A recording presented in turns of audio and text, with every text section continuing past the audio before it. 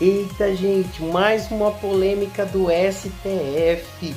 STF derruba obrigatoriedade de lei de as empresas aéreas levarem animais em aviões. Olhem aí, vocês lembram da polêmica que deu por causa do cão Joca, né, que morreu em um avião?